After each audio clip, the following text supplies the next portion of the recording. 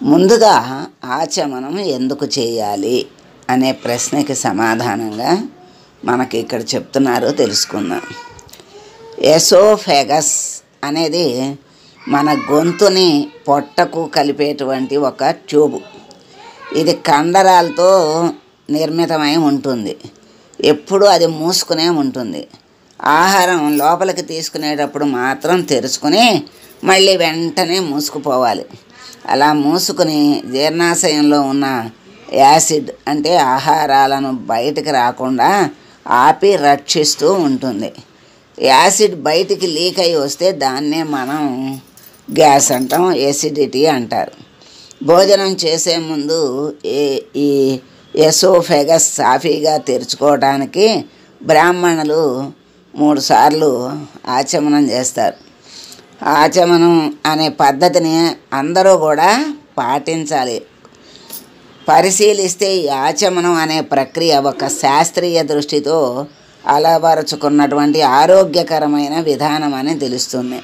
మన పెద్దలు పెట్టిన ప్రతిదీ కూడా ఆచరణ అనేది అన్నీ ఆరోగ్యకరమైనవి. మరి వాళ్ళు అన్నీ పరిశీలించి దాన్ని మంచిది అనే ఉద్దేశంతో చెప్పారు. అప్పుడు కారణాలు మనకు చెప్పలేదు. అంటే మనకు అడిగే తెలివి లేదు, తెలుసుకునే తెలివి లేదు. మంచి అంటే చేయటమే లక్ష్యంగా పెట్టుకునే ఉన్న ఆ రోజుల్లో మంచి అంటే అలా చేసుకుంటూ వెళ్ళిపోయేవాళ్ళు. ఇప్పుడు అందరూ దానికి కారణం తెలియజెప్పమంటున్నారు కనుక మనం కూడా ఆ కారణాలని తెలుసుకుని మన తర్వాత వాళ్ళకి అడిగిన వాళ్ళకి చెప్పగలిగే స్థితిని మనం మరి అలవాటు చేసుకుంటే వాళ్ళకు కూడా ఈ పద్ధతుల మీద దృష్టి ఉంటుంది. లేకపోతే చేదస్తం అంటారు, అది వాళ్ళకి తెలియదు. మరి అన్ని ఆరోగ్యకరమైన విధానాలే మనకి తెలియజేశారు. అది మూఢాచారం అనుకుంటారు, కానీ అది మూఢాచారం కాదు. కొంచెం నీరు తీసుకుని ఆహారం మొదలు పెడితే ఎసోఫేగస్కి లూబ్రికేషన్ జరుగుతుంది. అంటే ఆహారం సాఫీగా పొట్టలోకి జారుతుంది. అంతేనా అంటే అలాగైతే ముందుగా కాస్త నీళ్ళు తాగి భోజనం చెయ్యమని చెప్పవచ్చుగా, కాస్త నీళ్ళు తాగమంటే సరిపోతుందిగా, ఆచమనం అని ఎందుకు చెప్పాలి అని కేశవనామాలు దేనికి అని అనుమానం రావచ్చు. ఈ ఆచమనం చేసే ముందే కాదు, ఏ పూజ చేసేటప్పుడైనా కూడా పూజ ప్రారంభం చేసే ముందు ఆచమనం చేస్తారు. అన్నిటికీ కలిపి ఒకే ప్రాసెస్ని మనకి నేర్పారు అన్న విషయాన్ని మనం గమనించుకోవాలి. గొంతులో ఎసోఫెగస్ ఒకటే కాదు, సున్నితమైన శ్వాసనాళం, స్వరతంతులు వంటివి అనేకం ఉంటాయి. మంత్రోచ్చారణ చేయటానికి ముందు వాటికి కూడా కొంచెం ఒక నిర్దిష్ట పద్ధతిలో వ్యాయామం అవసరం.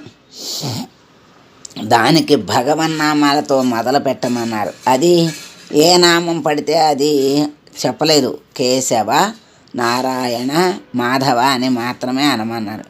ఎందుకంటే కేశవ నామం గొంతులో నుంచి వస్తుంది, నారాయణ నామం నాలిక నుంచి వస్తుంది, మాధవ నామం పెదాల సహకారంతో వస్తుంది. చూడండి ఎంత చక్కగా చెప్పారు. అంటే నోటిలో అన్ని భాగాలకు ఒక ఎక్సర్సైజ్ అన్నమాట. మరి నీళ్లు చేతిలో పోసుకొని నోట్లో ఎందుకు పోసుకోవాలి? ఉద్ధరణితో గ్లాసుతో నేరుగా నోట్లో పోసుకోవచ్చు కదా. మరి మన చేతిలో ఎప్పుడూ కొంత విద్యుత్తు స్టాకిట్ పవర్ ఉంటుంది.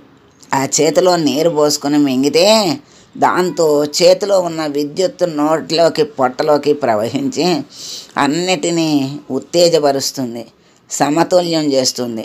దానితో ఆహారం స్వీకరించడం తేలికవుతుంది. అలాగే కంఠంలో ఉన్న స్వరతంత్రులు కూడా ఉత్తేజితం అవుతాయి. ఇది ఒక దృక్పథం. కొందరు మరొక విధంగా చెప్పవచ్చు, కానీ ఈ విధానంలో ఒక శాస్త్రీయత ఉంది కనిపిస్తుంది. మనకి పూర్తిగా అర్థం కాకపోయినా అది సంపూర్ణమైన శాస్త్రీయతతో కూడుకున్నది, ఆరోగ్యాన్ని ప్రసాదించేది. ఇలా ఇంకా మనలో చాలా ప్రశ్నలు సహజంగా వస్తూ ఉంటాయి, రావాలి కూడా. వస్తేనే మనకి సమాధానం దొరుకుతుంది. వెంటనే దొరక్కపోయినా దాని వెనక ఉన్నటువంటి మన ఆరాటం దాన్ని తెలియజేస్తుంది. దాని వెనక ఉన్నటువంటి నాలెడ్జ్ని మనం కోల్పోయాం కనుక తిరిగి సంపాదించుకోవాలి అని ప్రయత్నిస్తే సమాధానాలు అన్నీ కూడా ఏదో ఒక రోజుకి మనకి తప్పకుండా దొరుకుతాయి. ఒక శాస్త్రీయ విధానాన్ని సింపుల్గా మూఢనమ్మకం అనే కొట్టేయడాన్ని మించినటువంటి మూఢనమ్మకం ఇంకోటి లేదు. ధర్మేణ లభతే సర్వం ధర్మసారమిదం జగత్ అన్నారు.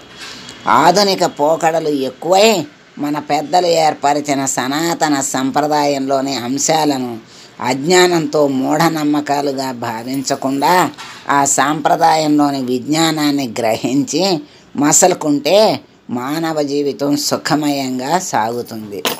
కనుక వేటిని పెద్దలు ఏర్పరిచినటువంటి సంప్రదాయాల్ని ఆచారాల్ని మరి మూఢనమ్మకాలుగా కొట్టేయకూడదు.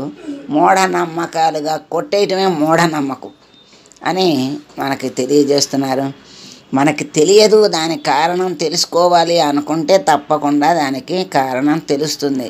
అంతేగాని కారణం తెలియకుండా తెలుసుకోకుండా అది మూఢనమ్మకం అంటే అది పెద్ద అజ్ఞానం కిందకు వస్తుంది.